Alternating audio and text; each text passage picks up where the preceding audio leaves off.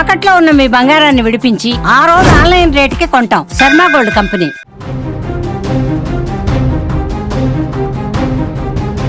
ప్రేమ అన్నాడు, ప్రాణమన్నాడు, నమ్మించి దగ్గరయ్యాడు. కానీ ఆ నమ్మకం వెనుక ఒక క్రూరమైన మృగం దాగి ఉందని ఆ అమాయక విద్యార్థిని ఊహించలేకపోయింది. చదువుకోవాల్సిన కళాశాల ప్రాంగణమే ఒక నరక కూపంగా మారింది. చాక్లెట్ ఇస్తే ఇష్టంగా తిన్న ఆ అమ్మాయికి అందులో మత్తుమందు కలిపి తన జీవితాన్ని బుగ్గిపాలు చేస్తాడని ఏమాత్రం ఊహించలేదు. హైదరాబాద్లోని బాచుపల్లిలో వెలుగు చూసిన ఈ షాకింగ్ ఉదాంతం ఇప్పుడు సంచలనం సృష్టిస్తోంది. హైదరాబాద్లోని బాచుపల్లిలోని ఓ ప్రైవేట్ ఇంజనీరింగ్ కళాశాలలో చివరి సంవత్సరం చదువుతున్న సిస్రా ఆశీష్ తనయ్ అనే విద్యార్థి తన తోటి విద్యార్థినితో స్నేహం పెంచుకున్నాడు. అది కాస్త ప్రేమగా మారిందని నమ్మబలికాడు.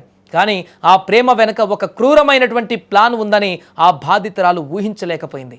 మాయ మాటలతో ఆమెను బుట్టలో వేసుకున్న ఆశీష్ తరగతి గదులు, హోటళ్లు, ఓయో రూమ్లకు తీసుకువెళ్లి ఆమెపై లైంగిక దాడికి పాల్పడ్డాడు. ఇక ఈ కేసులో అత్యంత భయంకరమైన విషయం ఏంటంటే నిందితుడు ఆశీష్ సాదాసీదా చాక్లెట్లు కాకుండా డార్క్ వెబ్ నుంచి తెప్పించినటువంటి మత్తు కలిగిన చాక్లెట్లను ఉపయోగించేవాడు. అవి గర్భ నిరోధక మాత్రలని చెప్పి ఆమెతో తినిపించేవాడు.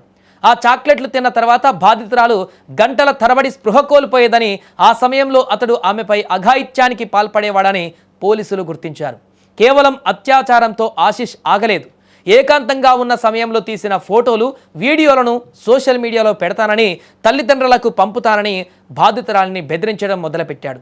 ఈ విషయాన్ని తన స్నేహితుడు ప్రవీణ్కు కూడా చెప్పాడు. దీంతో ప్రవీణ్ కూడా బాధితురాలిని వేధించడం ప్రారంభించాడు. గత ఏడాది ఫిబ్రవరిలో గండిమైసమ్మ వద్ద ఉన్న ఓ హోటల్కు ఆమెను పిలిపించి ప్రవీణ్ కూడా అత్యాచార యత్నం చేశాడు.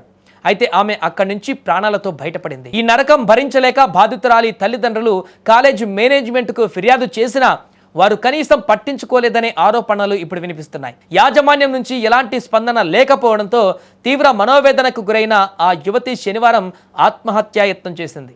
దీంతో షాక్కు గురైనటువంటి తల్లిదండ్రులు బాచుపల్లి పోలీసులను ఆశ్రయించారు. బాధితురాలి ఫిర్యాదు మేరకు పోలీసులు ఆశీష్ తనయ్ మరియు ప్రవీణ్లపైన పోక్సో సహా పలు సెక్షన్ల కింద కేసులు నమోదు చేశారు. ప్రస్తుతం పోలీసులు దర్యాప్తును ముమ్మరం చేశారు. నిందితులు ఎంతటి వారైనా కూడా వదిలిపెట్టేటువంటి ప్రసక్తే లేదంటూ కూడా స్పష్టం చేశారు. ఏదేమైనా కాలేజీకి వెళ్ళి చదువుకొని ఉన్నతమైనటువంటి ఉద్యోగం సాధించి ఉన్నత స్థానంలో ఉంటారనుకున్నటువంటి విద్యార్థులు ఈ రకంగా తప్పుదారులు వెళ్ళి యువతి ప్రాణాల మీదకి తీసుకురావడమే కాకుండా ఇంత పైశాచికత్వానికి పాల్పడ్డటువంటి ఈ యువకుల ఘటన ఇప్పుడు కాలేజీకి వెళ్తున్నటువంటి విద్యార్థులకు కూడా ఒక హెచ్చరికగా మారింది. తల్లిదండ్రులకు కూడా ఒక హెచ్చరికగా మారింది. ఈ ఘటన చాలా సీరియస్గా తీసుకోవాలంటూ ఆ యువతి బంధువులు, తల్లిదండ్రులు వారందరూ కూడా తీవ్రంగా ఆగ్రహాన్ని వ్యక్తం చేస్తున్నారు. ఇలాంటి వ్యక్తులు ఉన్నంతకాలం విద్యార్థినులకు రక్షణ ఉండదు కాలేజీల్లో అంటూ కూడా ఆవేదన వ్యక్తం చేస్తున్నారు. దీని పట్ల చాలా కఠినంగా వ్యవహరించాలంటూ కూడా వారు డిమాండ్ చేస్తున్నారు.